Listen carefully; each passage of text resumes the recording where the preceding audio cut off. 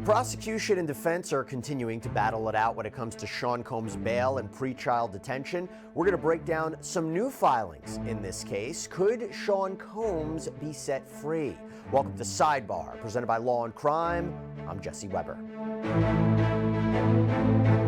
Okay, so we have some new developments regarding the Sean Combs case, and it concerns bail, his pretrial release. And as we know, Combs currently sits locked up in the Metropolitan Detention Center out in Brooklyn as he awaits trial on federal sex crimes charges, racketeering conspiracy, sex trafficking, transportation to engage in prostitution.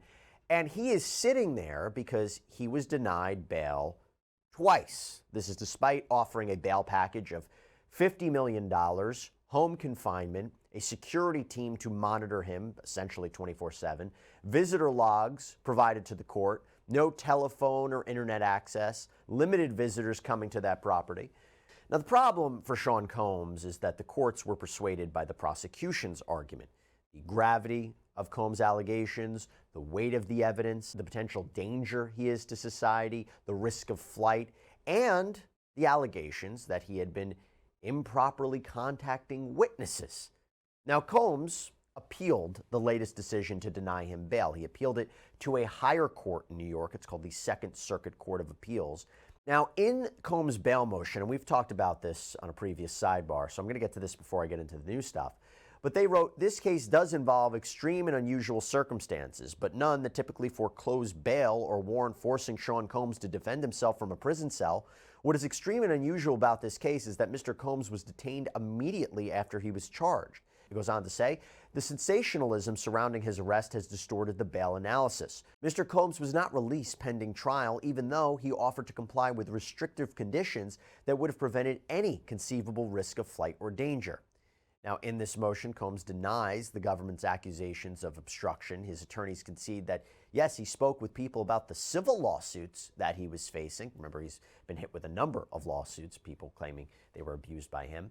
But he says he wasn't aware that the Southern District of New York was investigating him. And he claims once he realized he was being investigated, the appeal motion says he made sure not to contact these people anymore. The motion reads, although the government vaguely described contacts with two grand jury witnesses, it proffered no evidence of any threats or intimidation. The government could only state that there were 14 total contacts between Mr. Combs and one witness and another witness who was contacted multiple times. Defense counsel explained these contacts involved no obstruction or witness tampering. For example, one witness contacted Mr. Combs, not the other way around.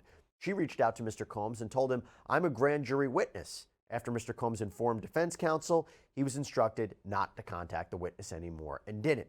So in other words, Sean Combs' defense counsel is arguing that the prosecution didn't meet its burden to hold him until trial.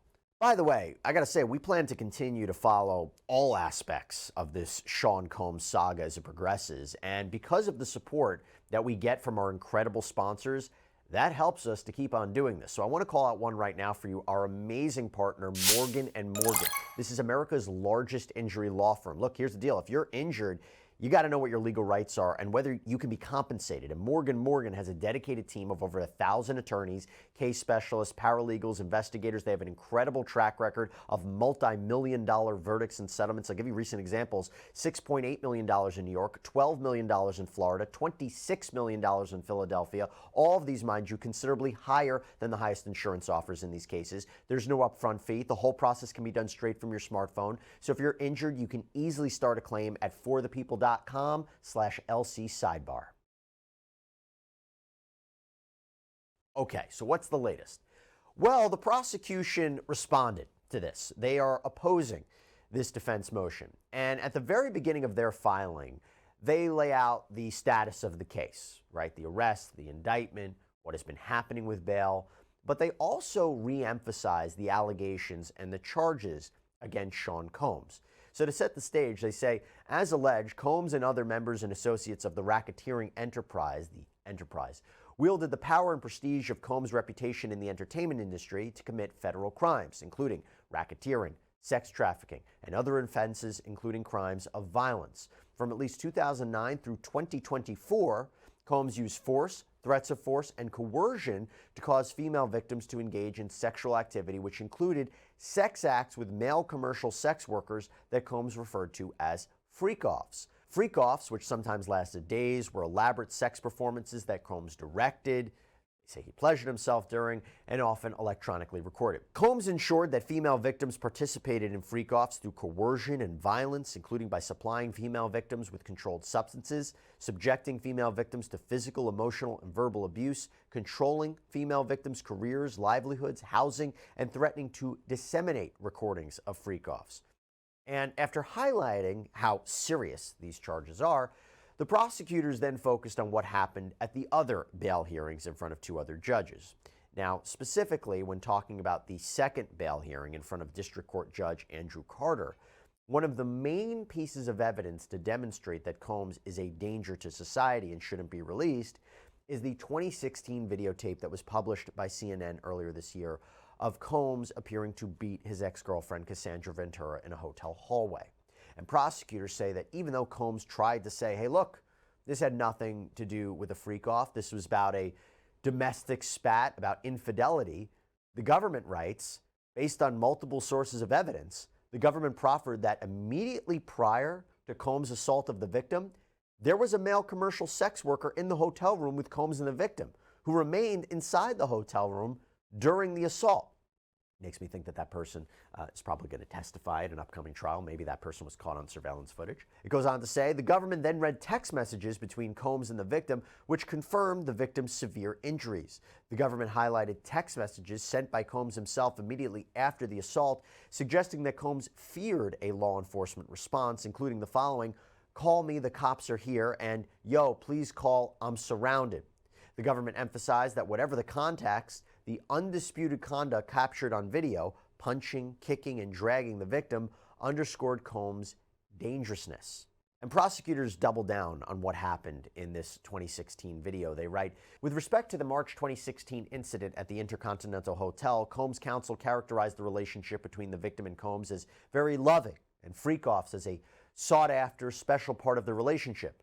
Judge Carter responded, what does this have to do with him punching her, throwing a vase at her, kicking her? What's love got to do with that? Combs' counsel continued to argue that there was no sex trafficking, but Judge Carter pressed him to respond to the argument that Combs' violent conduct was relevant to Combs' dangerousness more generally. Combs' counsel conceded, I think it's relevant. I haven't said it wasn't relevant. I'm saying it's not part of the sex trafficking. Combs' counsel nonetheless urged Judge Carter that even if the court doesn't fully trust the package as a whole. So in other words, I think a way of looking at this is, even if it didn't have to do with sex trafficking or racketeering, if you were trying to present the argument that Sean Combs is violent and a danger, whatever reason was behind him essentially beating Cassandra Ventura, that's enough evidence. That's it in of itself. That proves the point.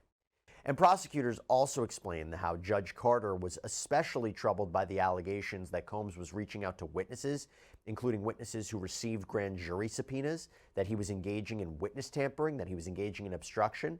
And they say Judge Carter properly denied Combs' motion for bail, just as Judge Tarnofsky did before him. Combs cannot demonstrate that Judge Carter clearly erred when he found, after considering lengthy written submissions, reviewing a transcript of the bail hearing before Judge Tarnofsky, and presiding over extended oral argument, that the government had established by clear and convincing evidence that Combs posed a danger to the community and that no bail conditions could reasonably assure the safety of the community. So let me take a quick second to explain this. The Second Circuit Court of Appeals, in order to overrule Judge Carter's denial of bail, they would have to find that he clearly made a mistake here. And the tricky part about that is, A, by law, this appeals court has to defer to Carter's reasoning when making this ruling.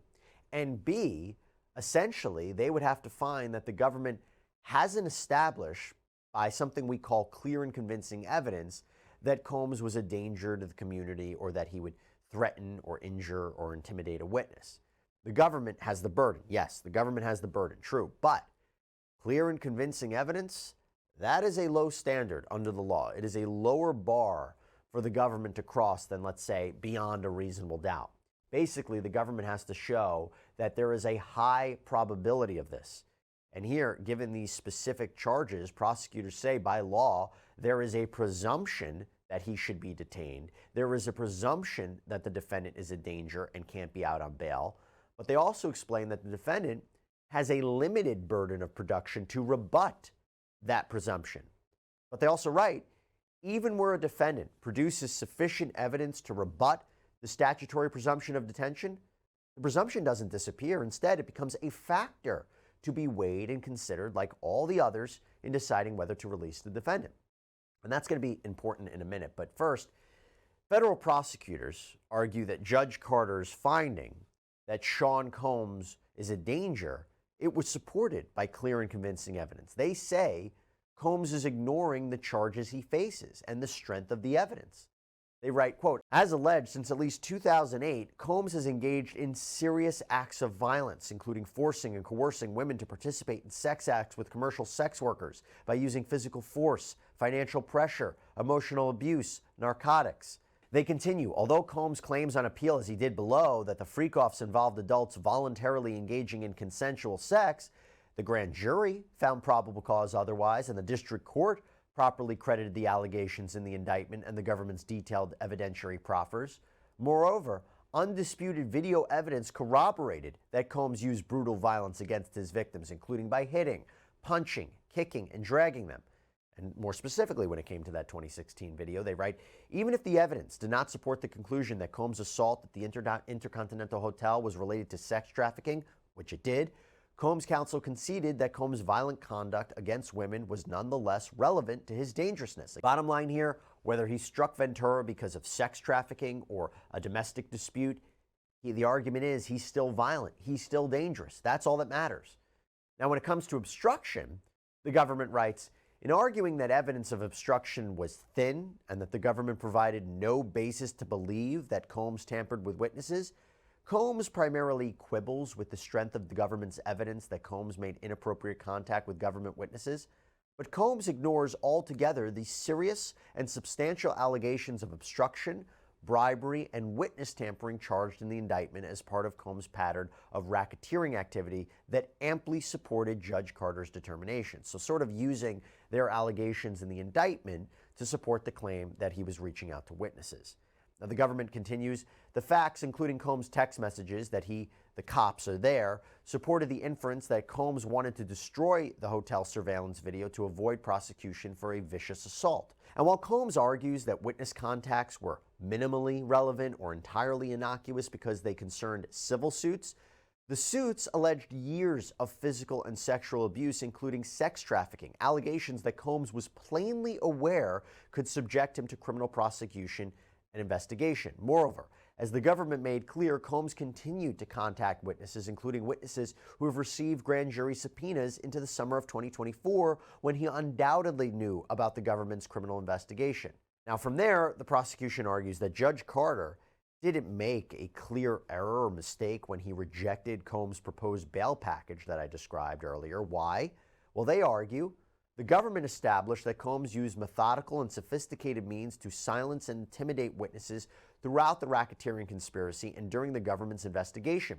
Combs often used loyal intermediaries to accomplish his objectives and wielded violence and blackmail, as well as his substantial wealth and influence relative to his victims and employees. To achieve compliance, Judge Carter therefore rightly concluded that the proposed conditions were inadequate because they would still permit Combs to obstruct justice and intimidate witnesses through employees and other individuals and even coded messages. Combs baldly asserts that there was not a shred of evidence that Combs used coded messages. As only one example, however, Combs tried to ensure a victim's silence about her sexual trauma by telling her that he needed her and that if she needed Combs too, she ain't got worry about nothing else, alluding to a promise of financial security in exchange for loyalty. Now, while Combs asserts that this incident did not involve an intermediary, Combs then texted an employee to ensure that his financial advisor kept paying the victim's rent. The evidence therefore supported the conclusion that even if confined to his home, Combs has the means and the influence to evade even seemingly restrictive bail conditions. Now, prosecutors, they also focus on a more policy reason too. Should we give Sean Combs, someone who is so wealthy and has the means to provide such an attractive bail package, the opportunity to stay out of detention because he can? A defendant who's facing such serious charges? They write, The district court rightly rejected Combs' effort to pay his way out of detention when the record established that no set of conditions can ensure the safety of the community. This court has expressly held that the Bail Reform Act does not permit a two-tiered bail system in which defendants of lesser means are detained pending trial, while wealthy defendants are released to self-funded private jails. That's an interesting argument there. And finally, prosecutors respond to the allegation that Judge Carter essentially summarily decided Combs was a danger and was engaging in obstruction without holding the government's feet to the fire, that they didn't properly prove he was doing the things that they were alleging to justify pretrial detention. In other words, government, where's your evidence? Well, the government responded, quote, "Given the thorough proceedings below, this court should swiftly reject Combs' argument that Judge Carter committed legal error by failing to make factual findings or to weigh required factors. While the Bail Reform Act includes a provision requiring written findings of fact and a written statement of the reasons for the detention, this court has explained that whereas here, the court's findings and reasons for issuing a detention order are clearly set out in the written transcript of the hearing, the requirement of a writing is satisfied." At the end of the hearing, Judge Carter denied bail only after reiterating, "I've heard from the parties and I've reviewed everything," which included written submissions from the parties and the transcript of Judge Tarnofsky's bail hearing. As memorialized in the transcript, Judge Carter then specifically found that Combs posed a danger to the community and a risk of obstruction based on the evidence put before him. This is therefore not a case where the detention order contained only implicit findings or no finding whatsoever. So as the government in this filing is asking the Second Circuit to affirm Judge Carter's denial of bail, and for the reasons that I laid out, it seems quite likely they will do so because given the legal standard and given the evidence that has been presented, something else has happened which we need to talk about. Combs' team has now filed another motion asking the Second Circuit Court of Appeals to not do anything, to suspend his appeal of the bail decision. Don't do anything. Don't make a decision on it. It's called holding the appeal in abeyance. Hold it in abeyance until Combs' team has the opportunity to now argue the issue of bail in front of the new judge overseeing Combs' criminal case. This is the third judge in the case. This is Judge Arun Subramanian from the Southern District of New York. We talked about him on an earlier sidebar because he had a hearing last week. But this is really interesting. They're asking now the Second Circuit, don't do anything. I know you heard our arguments. I know you heard the prosecutions. Don't do anything yet. Wait until we have an opportunity to now present this issue to the judge overseeing the criminal case. Now, I know what you might be saying. I don't get it. Combs was denied bail twice by two different judges. He appealed this to a higher court in New York. Why is he asking them to wait on ruling on this? Why go to Judge Subramanian? Well, this is where it gets interesting. So Combs' team says that during that hearing that I mentioned with Judge Subramanian last week, and we covered it on a previous sidebar where they talked about the evidence, they talked about the trial date. Well, apparently the defense says that during that hearing, Subramanian remarked, "If the defense has any bail application that they would like to raise, then the court will certainly hear it." Now in their motion, and this part is key, Combs' lawyers say because certain relevant new information has come to light since the detention order, Mr. Combs intends to file a renewed motion for pretrial release on conditions with an updated proposed bail package in the district court. Now, to be clear, not sure what they mean by new information. Is this something about Combs' conditions in the MDC? Could it be evidence that he did not engage in improperly reaching out to witnesses and victims? When they say new evidence, is it really new evidence, or is it something that they've already argued to the Court of Appeals? Not entirely clear. But they say this renewed request is based on, quote, changed circumstances. So that's really interesting. And what would a new package look like, a new bail package? Now, of course, if the district court approves bail for Sean Combs, his attorneys have indicated they will drop this appeal in the Southern Circuit. So we will wait to see what happens. There's a lot of moving parts. And of course, if Judge Subramanian has the opportunity to now review this bail motion, will he look at it differently than Judge Tarnofsky, than Judge Carter? Will Sean Combs be released? We'll see, with a little bit of unknowns about what the defense will present. But as we mentioned, the prosecution makes some very, very solid arguments. But for right now, that's all we have for you here on Sidebar. Thank you so much for joining us. And as always, please subscribe on Apple Podcasts, Spotify, YouTube, wherever you get your podcasts. I'm Jesse Weber. Speak to you next time.